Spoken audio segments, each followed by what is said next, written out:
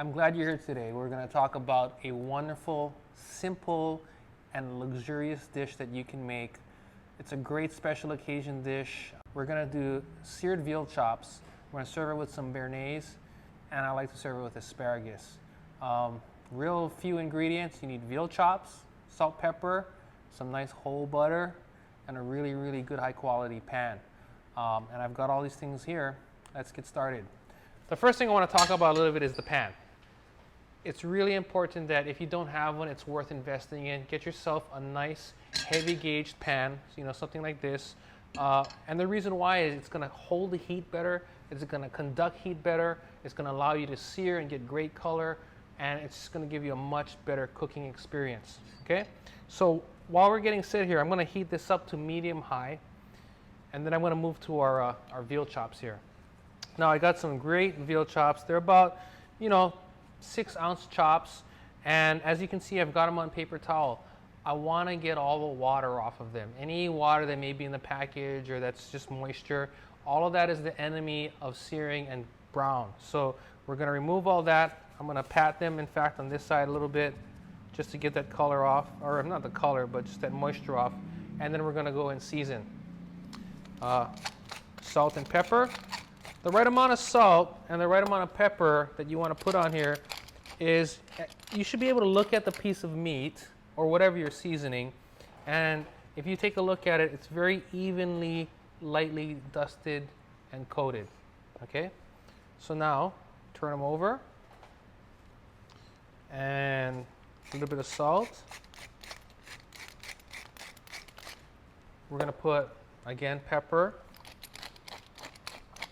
And now we're ready to go. We're seasoned, the meat's dry, we got our pan, it's medium-high heat, and then we're gonna add our fat. Now, you can do this with vegetable oil, you can do this with olive oil. I'm gonna do this with whole butter, and there's a couple reasons why.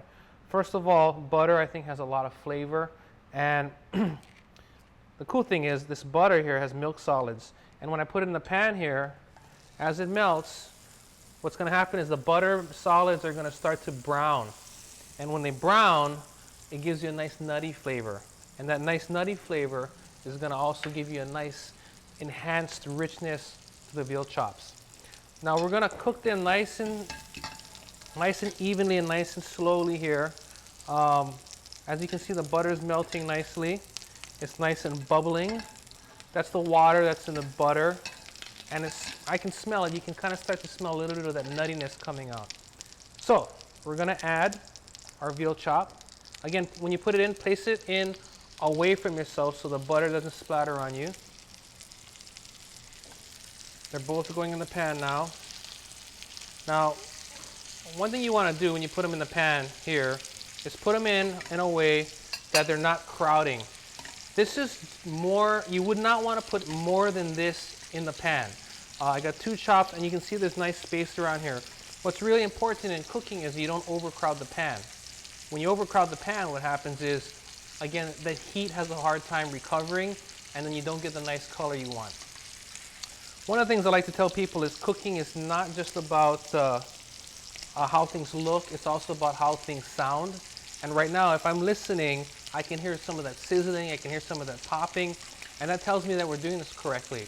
If I put it in the pan and there's no sound, that means the pan's not hot enough and we're not going to get this to brown.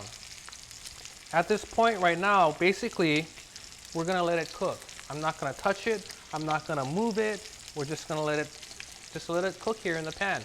It smells great. I can smell all that wonderful nuttiness. And we're going to let it cook for about 3 minutes. Then we're going to come and turn them over and cook them for another 3 minutes. So we've been going for just about 3 minutes now. And one of the things I did was I kind of pushed down a little bit just to make sure that there's enough even contact on the bottom. You can tell that it's ready to turn over. As you can see, some of the bloodline is starting to push through the meat here. And that's an indicator that this is ready to turn over. So I'm using a fork. If you have tongs, that's fine too. But we're going to just turn them over nicely here. Maybe I should have used tongs. But here we go. We're turning it over, and we're going to follow through and follow the same process on this side. Okay, so as it's cooking, one of the things that I like to do here is carefully I take some of this butter, and what I'm doing is I'm basting the meat as it's cooking. What the basting does is it continues to add flavor, it continues to help make these moist, and it continues to make them juicy. Okay? We're at 3 minutes now. We're ready to go. These are done. I'm going to turn the heat off. And I am going to want to sort of pat these dry a little bit before I plate them. So I have a clean paper towel here. And what I'm going to do is I'm going to take them out and sort of just let all that extra fat come off.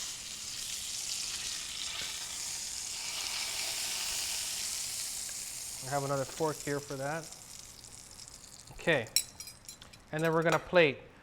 What I recommend, or what I really love to eat this dish is with asparagus. So I have some asparagus here.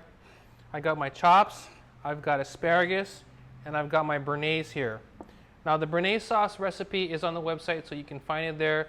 We go through the very, very specific instructions on how to make it. So it's there for you, and it's really actually pretty easy to do.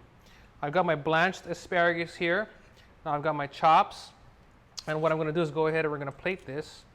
Again, take a little bit, get that extra, fat off of there. And then nicely plate the chops. Now you can do a couple different things. If you want, you can just go ahead and serve it with the Bearnaise sauce on the side and let your guests put their own.